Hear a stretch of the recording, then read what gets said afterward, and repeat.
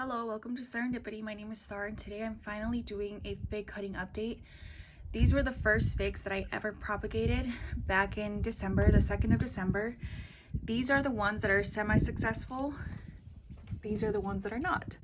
So I took several notes over the last few weeks, and ideally I wanted to film a sit-down video, but because I have children, that's not possible. So I'm gonna try and get this done as quickly as possible. I started out with 14 cuttings. Half of them were Cadota, half of them were Black Mission, and I used 3 different mediums to try and propagate the cuttings. One of them was sand, one of them was half potting mix, half sand, and the other was just plain potting mix. So I started them in clear cups because this was the method that I saw a lot of people using, and it was really inexpensive, and it was my very first time trying it. But since then I've figured out that I do much better with the fig pop method. So as I've said before, I started these on December 2nd. All of them were started at the very same time. I was only propagating 2 varieties, Black Mission and Cadota, and the Black Mission fig cuttings were the first to root. So these 3 right here are Black Mission cuttings, and these 4 are Cadota figs. I also have another Cadota fig already up potted, and I'll show you guys that one at the very end or sometime throughout this video. But the Black Mission cuttings were the first to show signs of rooting. I started these outdoors in December in Arizona, and it was far too cold. So for a whole month, all of December, there was absolutely no changes. And I thought I had messed up. And finally, I figured out that it was probably best to bring them indoors. And as soon as I did, I started seeing root development and green growth within maybe like 1 to 2 weeks. And the Mission figs were the first to show signs of life, which was very exciting. In the following weeks, the Cadota figs started showing signs of leafing out but no roots. However, I did notice that after maybe 1 or 2 weeks of leafing out, the roots were immediately visible and they started growing pretty rapidly from there. So in addition to trying 3 different mediums, I also tried propagating some with Parafilm and some without. And all of my 3 cuttings on this side that never rooted at all had absolutely no Parafilm on them. This one was the Cadota cutting. It never rooted out, and it started desiccating pretty quickly. And I think that's because I put it outdoors in the cold of winter, and because we have a really dry climate, it wasn't able to hold in a lot of moisture. So for that reason, I think that one was unsuccessful. This one right here is a Black Mission. It started having a little bit of swelling buds, but because my watering was also very inconsistent, it never rooted out and never showed any actual signs of growth, but it did desiccate quite quickly. This last one was the Cadota fig cutting, and as you can see, it almost looks like it started rotting and desiccating right away, and these 3 never had any Parafilm. So now my next set of cuttings are ones that were successful and then they dried up because of several factors. So this one right here is a Black Mission fig and potting mix, and I was just watering it so inconsistently that I feel like I just rotted the entire cutting. As you can see there, there's like some moldy green growth on it, and at one point it had leafed out, but again, because the watering was so inconsistent, sometimes I would let them dry out too much, and then I would go in and water them too much. It just really struggled, and that was my fault. This next one is also a Black Mission, and at one point in time it had Parafilm, and then I took it off, and as soon as I took it off, the leaves on it dried up. And let me see if I can find some of the roots. Okay, you might be able to see right there, it had roots. They all rotted and turned brown, so they all died. And if I look super closely, it looks like there's some buds that are still trying to swell, but it's already been several months. So because I have so many of these, I'm not going to continue to try and propagate it. I just, I know not to remove the Parafilm if it's doing well. I was just curious about what would happen if I did remove it. This last one was also a Black Mission, and as you can see there, it had Parafilm, and I tried taking it off, and again, I think I just messed with the cutting way too much, and so as you can see there, it started rotting because I overwatered and then underwatered. This one was in sand. It never actually rooted out because I don't see any roots anywhere, and it had buds that were swelling, but it never fully leafed out. So again, I think that was because I was underwatering this one a lot. And what I didn't realize when I started trying out all of these different mediums is that all of them require different levels of water. So for example, the potting mix that has a lot of peat moss and vermiculite doesn't need as much water because the medium itself retains a lot of moisture, but things like sand dry out so easily, the water just goes right through. And I was watering them all at the same time. By the time I got around to watering my sand cuttings, they were fully dried out, which I think was very detrimental to their progress because the roots need moisture. So to recap a little bit, I started the cuttings on December 2nd, brought them in on January 7th, and at that point there was absolutely no signs of roots or swelling buds. But by the 13th, which was a little under a week later, the first roots appeared on a Black Mission fig cutting. The cutting was wrapped in parafilm and in the potting mix medium. By the 25th of January, out of all the 14 cuttings that I started, only 3 showed no signs of root growth or upper growth, and those were these right here. So those from the very beginning showed absolutely no progress at all, and that never really changed from that point until now. So moving on to the cuttings over on this side, the ones that were successful. I actually had 4 successful Cadota cuttings and 3 successful Black Mission cuttings. Some of them actually lost some of their leaves. After a few more days, the leaves grew back. Since starting these cuttings, I have fertilized them once with some liquid organic Miracle-Gro. I know a lot of people don't like to use Miracle-Gro, and I've never really used it before. This was my first time, and the only reason I did is because it was the only liquid fertilizer, organic fertilizer, that I could find at my big box store. I feel like it helped out some of the leaves, because if I come in closer, you can see that they have roots, but I feel like because now they have leaves to support and there was absolutely no nutrients in these potting mixes, they needed something. So some of the roots were already starting to dry up, as you might be able to see there. And once I added the fertilizer, more white, healthy roots started appearing. Here's my second Black Mission cutting. As you can see, some of the leaves are drying up, but there's new growth, and the roots themselves look really healthy. This is probably my healthiest Black Mission cutting. Those roots look amazing. And it didn't look like that before the fertilizer. Here's my last Black Mission cutting. You can see some of the roots had started to turn brown, and I think that's because I wasn't watering it enough, because this one is rooted in sand and I barely watered it today. But the leaves themselves look healthy still. It's just the roots that were starting to dry out.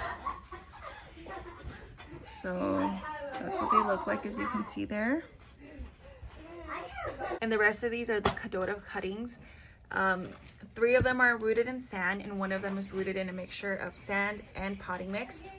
So let's start with this one.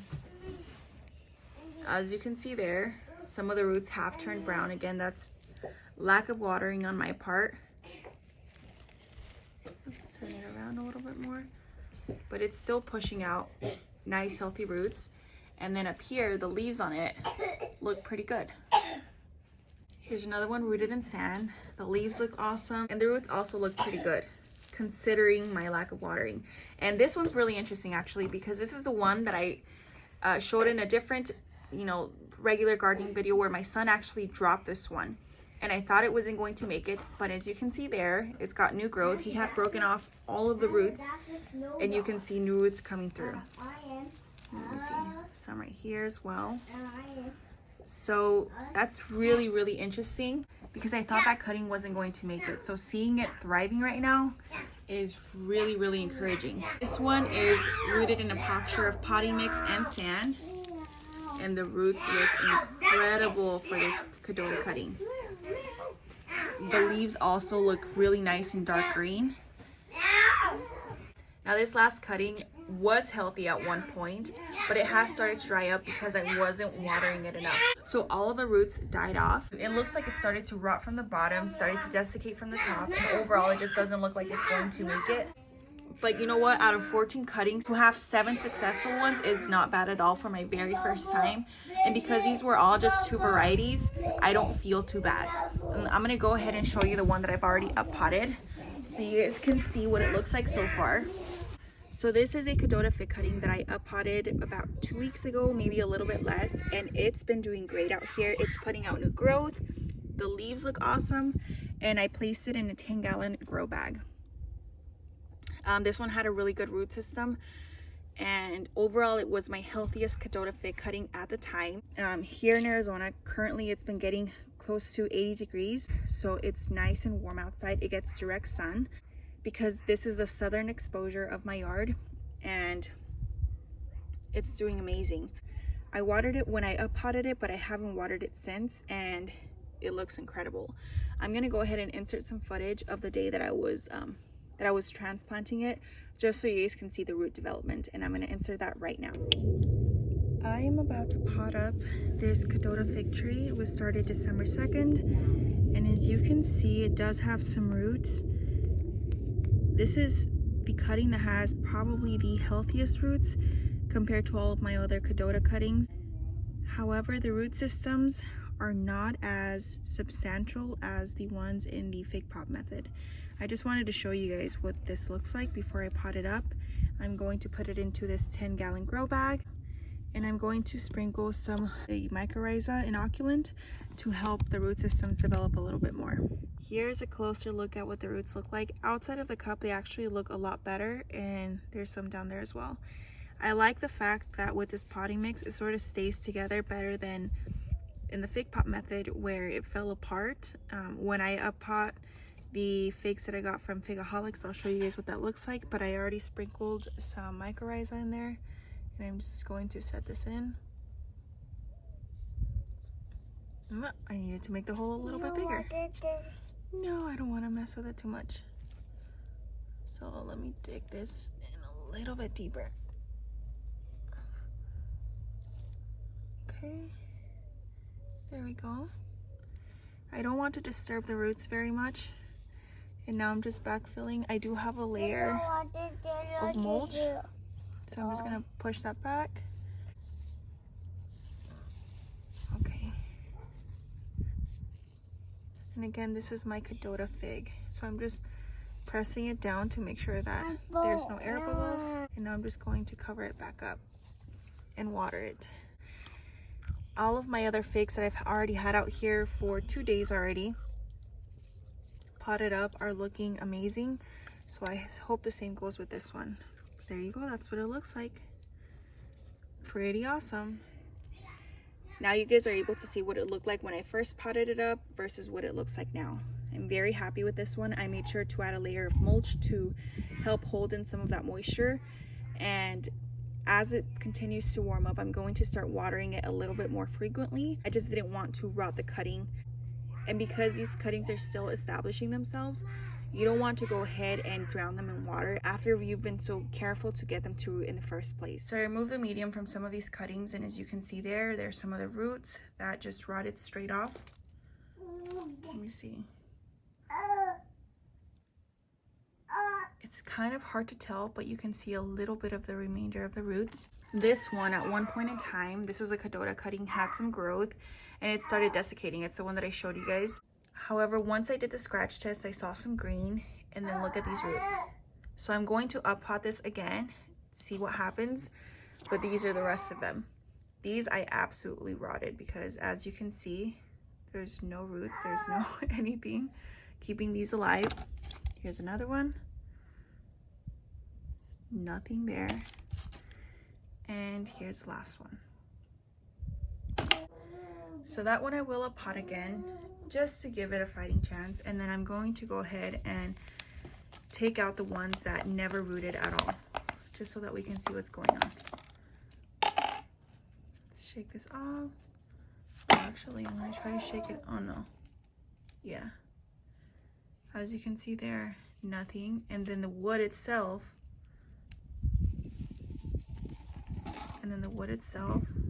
is just nodding. Ah! What is that? Ah! Hold on. Are those bugs? Guys, I'm so squeamish. Oh yeah, there's little bugs in there. Oh, that's so gross. But yeah, basically these just rotted. Gross, gross, gross. I should probably be careful and not mix up everything. Okay, here's another one. Let's see what we're dealing with here. And once again, no roots at all. And the last one. The last one. This is the one that had started to look like it was getting swollen buds, but no growth or roots at all. So that's what the cuttings look like. It's really interesting to see what the root development was like, because this cutting in particular, I just thought it was a goner for sure, but seeing those live roots right there, those healthy roots, is really promising. Overall, I had a 50% success rate up to this point with this method, and although that isn't the best, I feel like I learned a lot.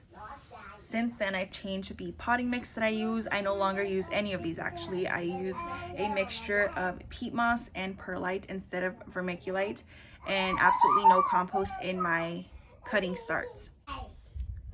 Thank you guys so much for watching. I hope you guys enjoyed this video, and I'll see you in my next one. Bye guys.